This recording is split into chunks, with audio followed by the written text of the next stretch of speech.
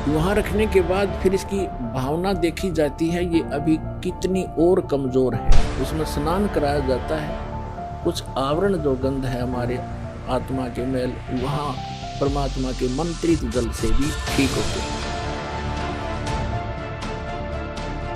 तो परमात्मा कहते कबीर पिछले पाप से हरि चर्चा ना सुआवे, और कह ऊँग के उठ चले ना और बात चलावे।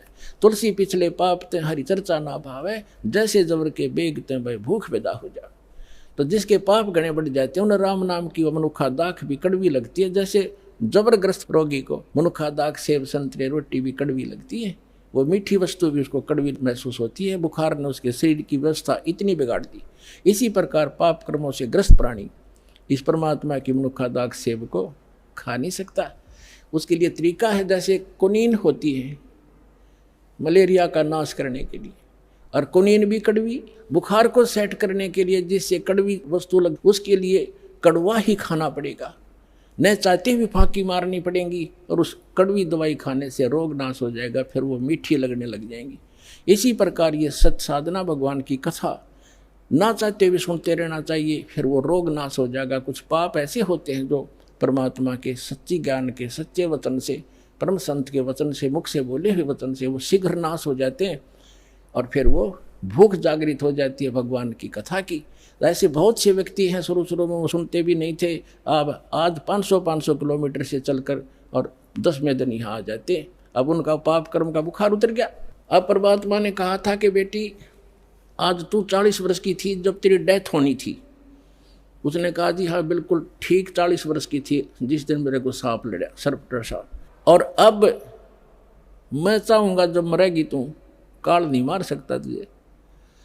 अब वो रानी होगी 80-82 वर्ष की। वो 1-2 बार उसने खुद भी कहा महाराज अब मुझे तो भेज दो सतलोक, सारा काम हो लिया। परमात्मा बोले बेटी देख ले कोई पोता पोती में आस्था तो नहीं है तेरी, कार कोठी में, घोड़े कोठी में दैया आस्था रहेगी ना ऊपर, यहाँ तो तू फॉर्मलिटी करेगी, और ऊपर जाकर तो कति तेरी बार दिखाई देगी शीशे की तरह, फिर वो वापस पटकनी पड़ेगी मैंने। अगना जी आप तो अंतर्यामी हो, मेरे कोई मन में नहीं है, मैं तो कति फारिग हो रही हूँ, अपने ज्ञान ऐसा दे दिया, मृत्यु तो होनी ही है, चलते हाथ पाँव हो जाओ और अच्छा है।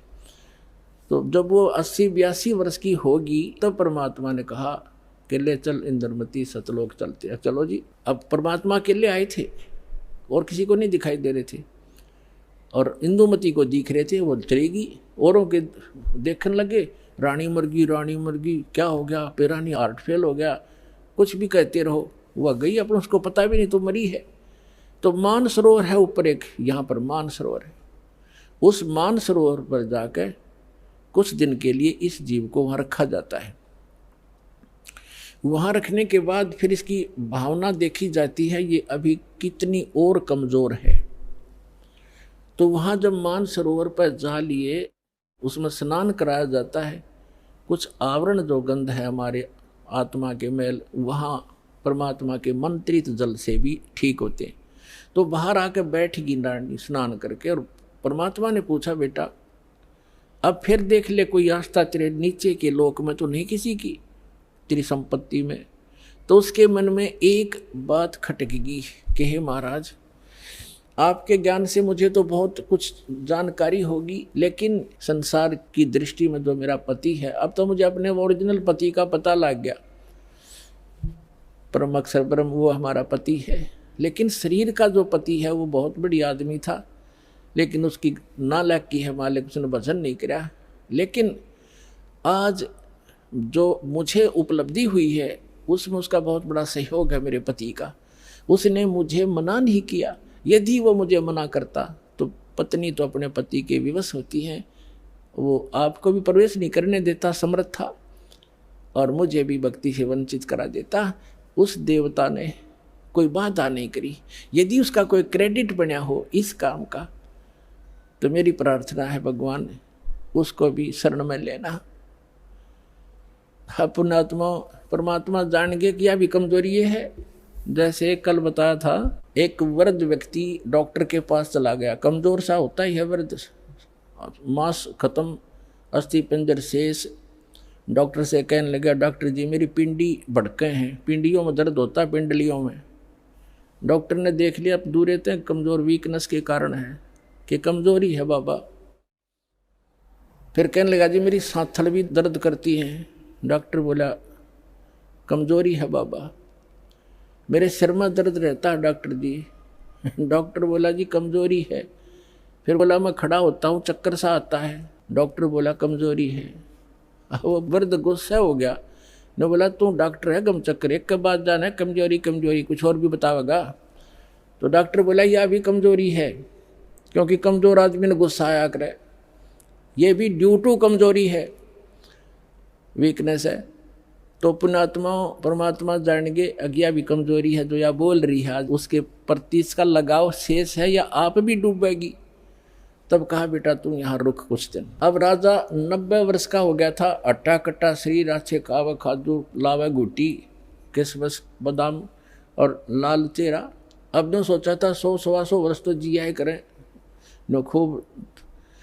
अब राजा आया, चौक में आया बाहर से घूम के, 90 वर्ष की उम्र होगी थी, और आते ही नीचे उतरा घोड़े से, नौकर आसपास खड़े, अंगरक्षक साथ थे, बाहर से आए थे, और पलंग तक भी नहीं पहुंचा, गद गिरा और टट्टी पेशाब निकल गई, यम के दूध खड़े दिखाई दे, जबान बंद होगी, उसका टाइम आ गया, सेकंड भी नहीं दे, एक सांस भी नहीं दे काल तो, और खिंच खिंच कर सांस लग गया, टट्टी पेशाब निकल गई, आँखें फट गई।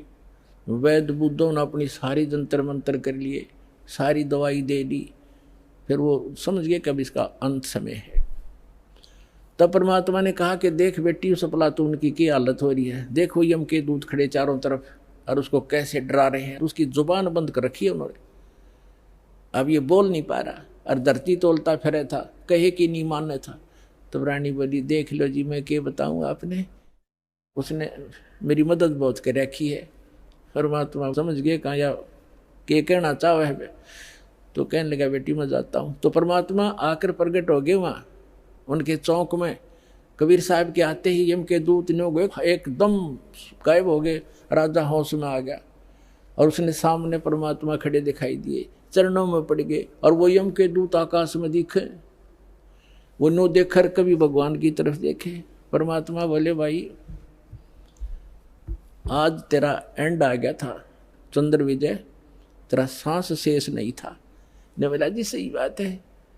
तो परमात्मा बोले अब क्या चाहिए तुझे, अगजी मैंने भक्ति दे दो, भक्ति दे दो, भक्ति करूँगा। तो अपने आत्मा अब आँख खुल आदमी की जब पक्की यकीन हो जाए कहाँ टिकट कटेगी, तब भगवान दिखाई देता है।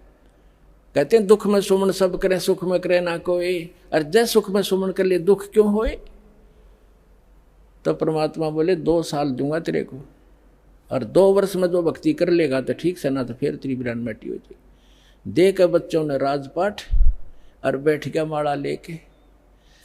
2 साल के अंदर सारी कसर काट ली। कहते हैं जीवन तय थोड़ा ही बला जब सत सुमरण हो, और लाख वर्ष का जीवना लिखित रहनी को।